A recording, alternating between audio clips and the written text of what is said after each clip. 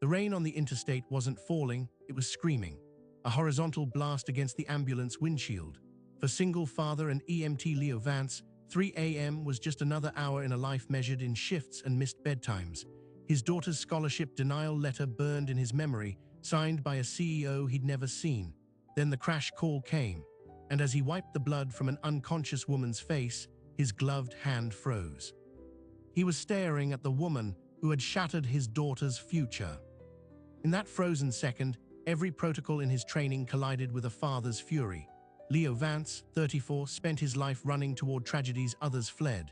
The night shift kept rent paid, and his daughter, Sophie, in a good school, a dream now shattered by a single signature from the woman bleeding before him. His job was to save her. Every oath demanded it. But as the sirens wailed behind him, one question severed the night: could he?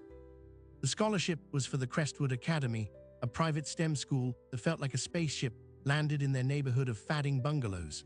For Sophie, 12 years old with a mind that took clocks apart to understand time, it was a door to a world she'd only seen on library computers. Leo had spent weeks helping her craft the essay, her words about building a robot to sort recycling, her voice firm with a hope that cracked his heart. The rejection came on a Tuesday. The form letter was crisp, but the reason box was checked: insufficient discretionary funds.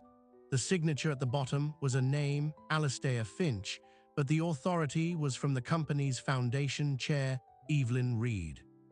Evelyn Reed, 41, the founder and CEO of Ether Innovations, a biotech darling whose glass headquarters dominated the city's innovation district.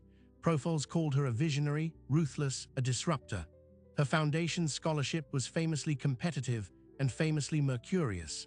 To Leo, she was just a name on the paper that made his daughter cry quietly in her room, the sound of a dream being dismantled. So he worked more shifts. The night ambulance tour was brutal, a rolling gallery of human fracture, but it paid $7 more an hour. His life became a calculation of hours slept versus hours paid, of packing Sophie's lunch before sunset and hopping he'd be home before her school bus. The fatigue was a chemical taste in his mouth, a permanent hum behind his eyes. He saw the Ether building sometimes, lit up like a jewel case, and felt nothing but a dull, distant anger. It was an abstract monument to a fairness that didn't exist for people like them. Then dispatch crackled with the tones for a multi-vehicle collision on the interstate. A tanker versus two sedans, mass casualties expected. His partner Maya hit the lights and sirens, and the city blurred into streaks of red and neon. Leo's mind switched into the grid of triage, airway, breathing, circulation, the mantra that overrode everything. They were first on scene. Chaos. The metallic smell of torn cars, the sharper tang of gasoline. A voice was screaming. Another was ominously silent. His training took over. He moved to the nearest sedan, crushed against the median. The driver was gone. But in the passenger seat, a woman was slumped, unresponsive, her airbag deployed and stained dark. He called it in. Female, approximately 40, unconscious, significant facial trauma. He reached in, gloved fingers finding a carotid pulse. Thready but present. He began the work, clearing her airway with a sweep, tilting her head back. Blood obscured her features, a mask of it. He reached for saline and gauze from his kit. This was the moment, the rote physical act of care. He wiped the blood from her forehead, from her cheek. The high, sharp bone of her cheekbone emerged, then the line of her jaw. He cleared her mouth, her chin, and as the last of the red smear was wiped away from her closed eyes and the distinctive sweep of her eyebrow, the world shrank to the space inside that wrecked car. He knew her not from a photograph, from a charity gala photo in a business magazine left in a hospital waiting room. He stared at it, at her smiling, confident face, while Sophie's rejection letter sat folded in his pocket. Evelyn Reed. A sound escaped him, not a word, just a sharp exhale that fogged his oxygen mask. His hands, moments ago sure and clinical, hesitated over the cervical collar. Every cell in his body recoiled. This woman had looked at his daughter's brilliant, hopeful application and deemed it insufficient. She had the power to change a life with a signature and chose not to. And now her life, literally, was in his hands. Maya's voice cut through from the other side of the car. Leo, vitals, I need a status. He hadn't realized he'd stopped moving. The monitor in his hand beeped, showing a dipping heart rate. A life was deteriorating in front of him. The protocols screamed in his head, his oath, but a darker, raw voice whispered, She didn't think Sophie was worth saving. His gloved hand, holding the collar, trembled. For one impossible second he saw it, doing nothing, just stepping back, letting the chaos of the scene, the statistics of trauma, take their course. It was a phantom thought, monstrous and instant, but it was there. The ultimate, terrible power of the caregiver, the power to not care. He met Maya's eyes across the wreckage. She was watching him, her own work paused, her brow furrowed behind her face shield. She saw his hesitation. In that glance, she saw the fracture. The monitor alarm pitched higher. The patient's pulse was becoming erratic. He had 5 seconds to make a decision that would define him forever. The sound of the monitor's alarm severed the spell. Leo's hands moved. They secured the cervical collar, they inserted the airway, they worked with a speed born of pure, desperate muscle memory. He called out vitals to Maya in a flat, professional bark that betrayed nothing. He packaged Evelyn Reed for transport, his movements efficient, correct, and utterly detached from the man screaming inside him. The ambulance ride was a blur of light and sound. He focused on the numbers on the monitor, the drip of the IV line, the mechanical rise and fall of the bag valve mask. He did not look at her face. At St. Vincent's Trauma Center, he delivered his report to the triage nurse with robotic precision. 41-year-old female, Evelyn Reed, blunt force trauma, suspected internal bleeding, GCS of 7 on arrival. He helped transfer her to the hospital gurney. And then she was gone, swallowed by the bright, frantic belly of the ER. The rest of the shift was a haze. He responded to 2 more calls, a fall, a panic attack, but he was a ghost in his own body. Maya didn't ask. The silence between them was heavy and complete. When the sun finally grayed the sky, they clocked out in the ambulance bay. Maya just put a hand on his shoulder, squeezed once, and walked away. He drove home in a silence louder than any siren. The house was quiet. Sophie was still asleep. He stood in the shower until the water ran cold, scrubbing at his hands, though he'd worn gloves. He kept seeing it, the moment of hesitation, the monstrous thought. That was the real injury, and it was to himself. He had always defined himself by his ability to act, to help, to be the one who shows up. Now he knew a part of him was capable of the opposite. He made breakfast for Sophie. She was quiet, picking at her eggs. "You look tired, Dad," she said. "Bad night?" The kindness in her question was a knife twist. He lied. The usual, just busy. He couldn't tell her. How could he explain that he'd met the architect of her disappointment, and for 1 second he'd wanted to be an architect of ruin? Later that afternoon, his phone buzzed. It was a number from the hospital administration. His stomach dropped. "EMT Vance, this is Linda Cartwright from Risk Management. We need you to come in for a debrief regarding last night's interstate MVA, 10 a.m. tomorrow." It wasn't a request, so Maya had filed an incident report. Of course she had, seen his freeze. It was her duty. The institution was now awake, and it was looking at him. The meeting room was cold. Linda Cartwright was in her 50s, with a calm, assessing gaze. Maya was there, avoiding his eyes. There was also a man introduced as David Chen, the hospital's legal counsel. They played a recording of his dispatch traffic. They had his initial clinical description. Then Linda asked the question. The patient was identified as Evelyn Reed, CEO of Ether Innovations. Prior to this incident, were you aware of who she was? Leo felt the room shrink. He could lie, but the paperwork was somewhere. Sophie's application, his address, his name, it was traceable. "I knew the name," he said, his voice tight. "My daughter applied for a scholarship from her foundation. She was denied." A palpable shift in the room. David Chen leaned forward.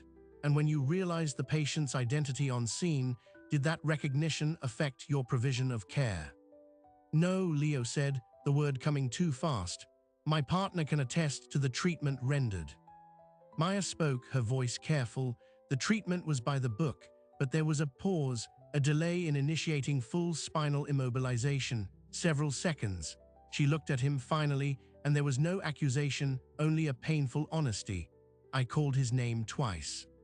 Linda's pen tapped the paper. Those seconds, EMT Vance, what was happening? He couldn't articulate the civil war inside his skull. "I was processing. The facial trauma was severe. Identifying features were obscured until I cleared them." It was a technical truth wrapped around a moral abyss. The conclusion was swift. He was placed on immediate administrative leave, pending a full review by the state EMS office. not for malpractice, but for a potential conflict of interest so profound it called his judgment into question. He was ordered to have no contact with the patient or her family. He handed over his station ID and walked out, his career hanging by a thread. 2 days later, Sophie found out. It was on the local news. Biotech CEO Evelyn Reed in stable condition after horrific crash, saved by first responders. They used his name. They showed a file photo of him in uniform from a community outreach event. Sophie stared at the screen, her cereal spoon frozen halfway to her mouth. She looked from the smiling photo of Evelyn Reed to the photo of her father. The pieces connected in her young, sharp mind. Her face crumpled. You saved her. The question was a whisper of pure betrayal. He tried to explain about the oath, about the law, about how he had no choice. But to a 12-year-old girl who'd been told she wasn't good enough, it sounded like he'd chosen the enemy. She ran to her room and didn't come out for hours. The isolation was complete. No work. A daughter who looked at him like a stranger. The local news did a follow-up, a feel-good piece about the heroic EMT. They called him for comment. He refused. The story ran anyway, painting him as a humble guardian angel. Every word of it felt like a lie etched onto his skin. Then a week into his exile, a different call, a blocked number. The voice on the other end was male, smooth and cold. Mr. Vance, my name is Robert Hillman. I'm the General Counsel for Ether Innovations. We understand you're the EMT who treated Ms. Reed. We'd like to express the company's gratitude. There was a pause that felt expensive. We're also aware of your personal situation, the scholarship matter. We think it would be best for all parties if we settled this quietly. Leo's grip tightened on the phone. Settled what? The potential for negative publicity, the unseemly notion of a conflict. Ms. Reed is recovering, and the narrative of her rescue is positive. We'd like to keep it that way. In return for a confidentiality agreement and your assurance that you will not speak to the media or pursue any grievances, the Ether Foundation would like to award your daughter a full scholarship to Crestwood Academy, not just this year, for her entire secondary education. The offer hung in the air, monstrous and glittering, everything Sophie wanted. The dream handed to him on a silver platter. All he had to do was sign a paper and swallow the truth. They were buying his silence, his complicity, his story. They were turning his moment of agonized duty into a transactional secret. It was the ultimate denial of his dilemma, wiping it clean with money. He told Hillman he needed time to think. He spent the night sitting at the kitchen table, staring at the signed rejection letter. He thought about Sophie's face if he said yes. The radiant joy. He thought about the price, accepting that his moral crisis was just a bargaining chip, that his daughter's future was charity from the very person who deemed her unworthy. He realized this was the real test, far harder than the split second on the highway. This was a slow, deliberate choosing of who he was. The next morning, he made 2 calls. The first was to a friend who worked for the city's independent newspaper. The second was to Robert Hillman. His answer was no. The article came out 3 days later. The headline was careful, but the subtext screamed, "Hero EMT who saved CEO was previously denied by her charity, a question of bias on both sides." It laid out the facts, the scholarship denial, the crash, his leave. It quoted ethical experts about first responders' conflicts. It did not accuse him of wrongdoing, but it lit the fuse.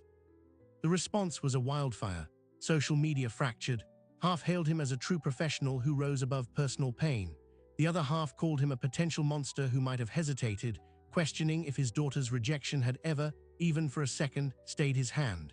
The hospital announced its internal review was complete and had found no evidence of compromised care, but his reinstatement was delayed due to the ongoing public scrutiny. And then a new message arrived, this time via the hospital's patient liaison. Evelyn Reed was awake, she was alert, and she was asking to see him. The request felt like a trap or a verdict waiting to be delivered. Leo arrived at St. Vincent's under grey sky, his stomach knotted. A hospital PR person met him in the lobby, her smile professional and brittle. "Ms. Reed is very grateful," she said, a line that sounded rehearsed. She led him not to a standard room, but to a private suite on the executive floor. The silence here was different, muffled, and expensive. Evelyn Reed was propped up in bed, her face a mosaic of yellowing bruises and careful stitches. One arm was in a cast, but her eyes, clear and sharp, fixed on him as he entered. The television was off. There were no lawyers in the room, just her. "EMT Vance," she said. Her voice was raspy but steady. "Thank you for coming." He nodded, standing awkwardly near the door. "You asked to see me." "I did. I've been reading the news. My team has been briefing me." She paused, studying him. "They offered your daughter a scholarship." "They did. And you refused it." "I did. Why?" The question hung in the sterile air. He could give a dozen noble answers. Instead, he told a fraction of the truth, because it wasn't an award. It was a confidentiality agreement. It felt like payment for my story, and my story isn't for sale. He didn't mention the second of hesitation. That was his own ghost to carry. Evelyn was silent for a long moment. She looked out the window at the city she ostensibly commanded. The article said your daughter applied for the Ether Future Leaders grant. Her name is Sophie. A cold flicker of anger. "You know it is."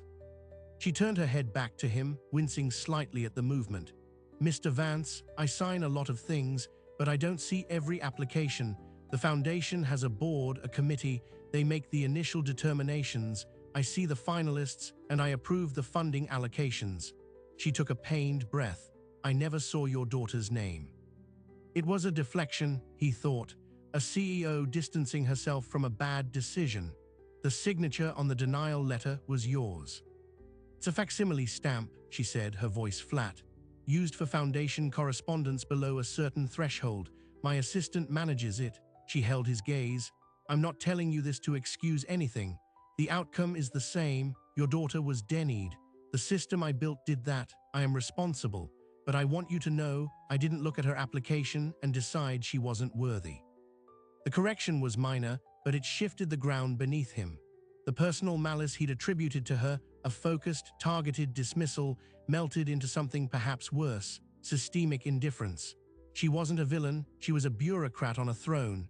The anger didn't dissipate, but it changed shape, becoming more diffuse, more hopeless. "Why does that matter?" he asked. "Because," she said, her eyes drifting to her cast, "on that road, in that car, you didn't see a system, you saw a person, and you helped her." She looked back at him, and for the first time he saw something other than assessment or pain. He saw a profound, weary confusion. "My general counsel told me you paused. For several seconds. He thinks it's a liability. I need to know in those seconds, what were you thinking?" It was the question the hospital, the lawyers, the public all wanted answered. He had deflected it with everyone. But here, in this quiet room with the person at the center of the storm, the deflection felt impossible. The truth rushed up, raw and unvarnished. "I thought about letting you die." He said it quietly, no drama, just a statement of fact. Evelyn didn't flinch, she just waited. "I saw your face, I knew who you were, and I thought about my daughter crying in her room, and for 1 second, the part of me that's just a father wanted the world to be simple, that a bad thing happening to you would balance the bad thing that happened to her." He swallowed, the admission scorching his throat. Then the monitor alarmed, "And I'm an EMT, so I did my job." The room was utterly still. He expected outrage, fear, a call for security. Instead, Evelyn Reed slowly nodded, as if he'd confirmed a difficult hypothesis. "Thank you," she whispered. "For what?" "For the truth, and for choosing your job." She closed her eyes for a moment. "They would have offered you the scholarship even if you'd said yes in that second, you know. The system is very good at covering its tracks, making messy things clean." She opened her eyes. "You have a disciplinary hearing with the state paramedic board next week." He was startled. "How do you know that?" "Because after I read the article, I hired a confidential investigator. Not to dig into you, to dig into my own foundation." She shifted against her pillows. "The hearing is because of the conflict of interest. But my legal team is prepared to testify that, as the alleged victim of this conflict, I have no complaint. In fact, I will testify that your care was exemplary and that any personal feelings you may have had did not, in the end, affect my outcome. That should end it." Leo was stunned. This was protection, a shield from an unexpected quarter. "Why would you do that?" A faint, pained smile touched her lips. "Because you're right, my story isn't for sale either. And the narrative my lawyers want, the grateful CEO, the flawless hero, it's just another transaction. It buries the truth. And the truth is, I was in a car and you were a stranger with every reason to walk away and you didn't." She paused. "But that's not the only thing my investigator found." She reached for a tablet on her bedside table, moving stiffly. She turned it around. On the screen was a spreadsheet, rows highlighted, the Ether Future Leaders Grant. Last year, there were 12 awards. My investigator looked at the committee's scoring rubrics. Your daughter scored in the 98th percentile. She was the 13th ranked applicant. The fund had a hard cap of 12. Leo's heart hammered, so she just missed. "That's what the rubric shows," Evelyn said. Her voice turned cold. But the investigator also looked at the 12 who were awarded. One of them, a young man named Jason Pike, scored in the 89th percentile. He was ranked 22nd. The numbers hung in the air, cold and accusatory. "How?" Leo asked, the word tight. "Jason Pike is the nephew of my chief financial officer, a fact not disclosed in his application. The committee chair, who reports to my CFO, made a discretionary adjustment to the final rankings." She set the tablet down. "It wasn't a system failing, Mr. Vance. It was fraud. Your daughter didn't lose out to a better candidate. She lost out to a lie." The revelation was a physical blow. It wasn't indifference, it was corruption. The injustice was smaller, pettier, and infinitely more enraging. His hands clenched into fists at his sides. "What are you going to do?" he asked. "What I should have done before," she said. "Clean house. The CFO is already suspended. The committee is disbanded. The foundation's operations are being audited top to bottom." And she met his eyes. "The grant will be reconfigured. There will be 13 scholarships awarded this year, fully funded. The first will go to your Sophie, not as a settlement, not as hush money, because she earned it." It was everything he'd wanted. Vindication, justice, the dream restored. And yet it tasted like ashes.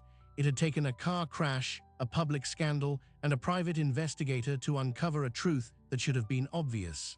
Sophie's worth had to be proven in a court of corporate malfeasance, not on its own merit. He left the hospital in a daze. The hearing before the State Paramedic Board was a surreal formality. As promised, a statement from Evelyn Reed's legal team was entered into the record, affirming his care. Maya testified honestly about the pause, but also about the clinically perfect treatment that followed. The board deliberated for an hour before ruling, no disciplinary action. He was reinstated, effective immediately. The public story, however, was just reaching its crescendo. Evelyn Reed gave an exclusive interview from her hospital bed. She did not mention Leo's hesitation.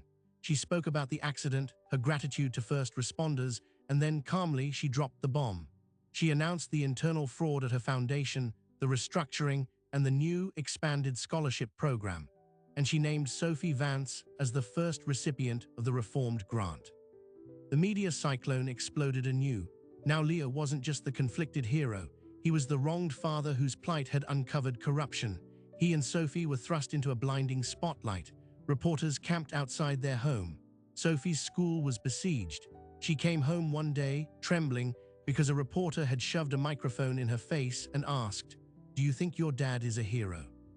The scholarship was no longer a quiet victory, it was a public spectacle. Sophie was terrified to accept it. "Everyone will think we only got it because of the news," she cried. "They'll think I'm a pity case." Leo was trapped. To refuse it now would be a slap in the face to Evelyn's public attempt at amends and would deny Sophie the opportunity. To accept it would tie their lives forever to this brutal public drama. The moral dilemma had transformed. It was no longer about revenge or duty on a highway.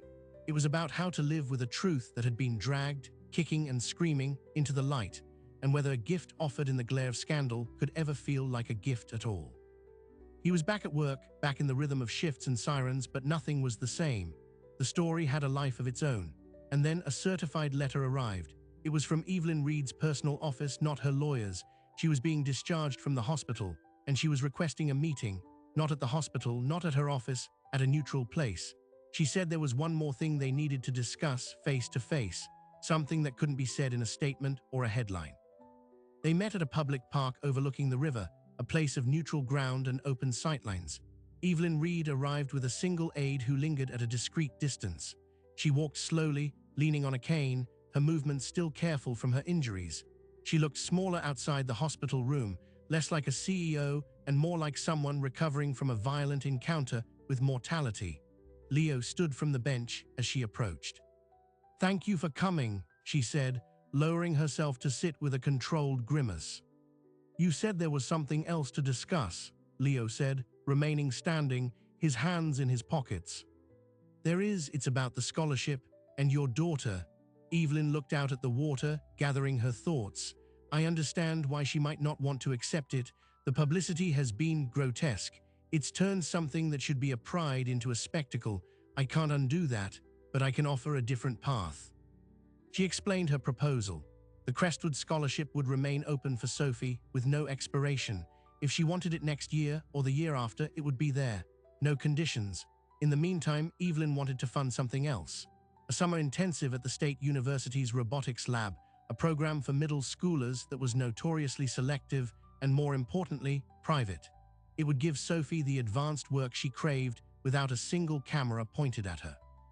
It was a quiet solution, an acknowledgement that the brightest light isn't always the best for growth.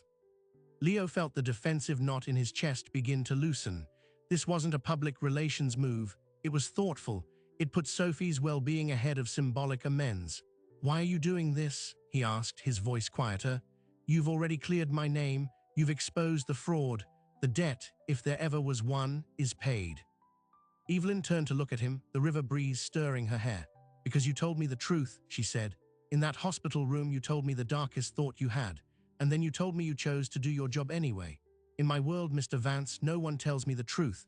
They tell me what protects them or what flatters me or what maximizes shareholder value. You gave me an unvarnished fact. It was the most valuable thing anyone has given me in years. It reminded me that real things, pain, anger, duty, exist outside of boardrooms and spin." She tapped her cane lightly on the ground. "And because I have a daughter too, she's older at Stanford.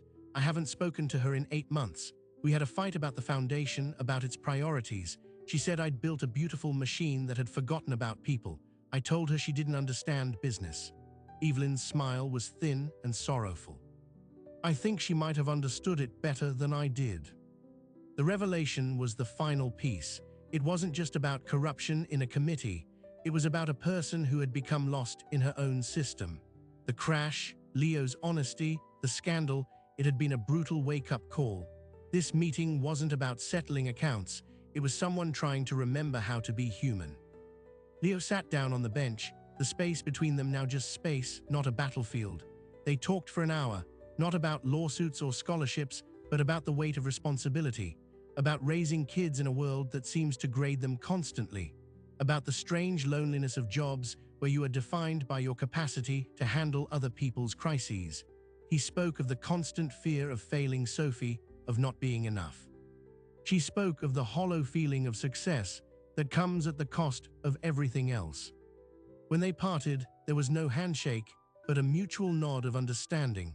Two people from galaxies that should never have touched, bound now by a shared, brutal honesty. Sophie, when presented with the option of the summer lab, lit up for the first time in months. It was a secret adventure, a real challenge, and it was hers alone. She accepted eagerly. The public narrative, deprived of new drama, slowly moved on. The scholarship remained available, a quiet promise for the future. Leo returned to his ambulance. The first few shifts were tense. Some crews looked at him with curiosity, others with a newfound respect. Maya, his partner, finally broke the silence one night during a lull. "That second," she said, staring out at the dark streets. "On the highway, I thought you were having a stroke or something, but now I get it. I have a kid too." That was all. No forgiveness was asked for and none was offered. They just moved forward, the unspoken thing now a part of their shared history, heavy but manageable. The final surprise came 6 months later.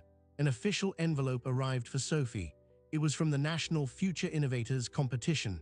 Her project, a prototype for a low-cost, tactile-friendly computer interface she developed at the Summer Lab, had won first place in its age category.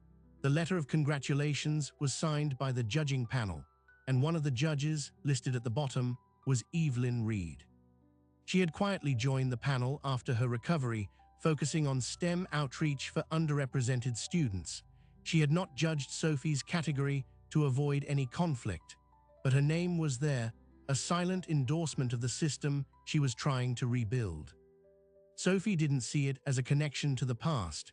She saw it as proof her work stood on its own. She taped the letter to the fridge, right over the spot where the old rejection letter had been. The circle was closed, not with a loud bang, but with a quiet, satisfying click. For Leo, the memory of that frozen second on the highway never left, but its power changed. It was no longer a haunting ghost of a man he feared he could be. It became a benchmark, a reminder that morality isn't the absence of dark thoughts, it's the choice you make after you have them. Every time he approached a new patient, every time he knelt on asphalt or in a crowded home, he remembered that his duty was to act, not to feel. And in that separation, he found a deeper strength. He drove past the Ether building sometimes, its glass still shining. The old, dull anger was gone, replaced by a simple, complex understanding. Monsters aren't people, they are the choices people make, and heroes aren't people who never think monstrous thoughts. They are the people who, when the alarm sounds, move their hands. So where does that leave us? At the end of this story that began with a scream of metal and a moment of silence, it leaves us with a question that doesn't have a clean answer. We want our heroes to be perfect and our villains to be simple. We want justice to be a straight line. But life, especially in the blur of sirens and heartbeats, is lived in the gray zones. Leo Vance's story isn't about a saint. It's about a human being. It forces us to ask ourselves the uncomfortable thing. In his position, with that history, what would we have done in those 5 seconds? Could our own pain, our own sense of injustice, be walled off completely by professional duty, or would a shadow of it slip through? His ultimate power wasn't that he never had the dark thought, it was that he confessed to it, and then he defied it. And Evelyn Reed's story isn't about a cartoon capitalist. It's about how isolation and power can blind a person to the machinery they've built, until a crisis holds up a mirror. Her redemption wasn't in writing a check. It was in listening to a hard truth and using her power belatedly to clean her own house. It was in stepping off the pedestal and onto a park bench. This case became a public parable about bias, but its real lesson is about complexity. Our systems, educational, corporate, medical, are run by people, and people are fragile, flawed, and capable of both breathtaking venality and unexpected grace. Sometimes it takes a collision, literal or figurative, to knock those systems back into alignment with basic humanity. The highway where it happened is just a road again. The scholarship is just an opportunity. The monitor's alarm is just a sound. But for the people who lived it, those things are forever changed. They are coordinates on a map of who they became. We watch stories like this because they test the boundaries of who we think we are. They take the theoretical ethical dilemmas from philosophy textbooks and strap them into the passenger seat of a speeding ambulance. They remind us that our character isn't decided in the easy moments, but in the impossible ones. And that sometimes, the most heroic act isn't a grand gesture, but the simple, grueling decision to do the next right thing, even when every part of you is screaming to do the opposite. If you found yourself wrestling with this dilemma, if you saw shades of your own conflicts in Leo's struggle or Evelyn's reckoning, then you understand why we tell these stories. They are mirrors, they are rehearsals, they are reminders. For more documentaries that dive into the human heart of impossible choices, subscribe and hit the notification bell, because the next crisis of conscience is always just around the corner, waiting in the dark for the headlights to find it.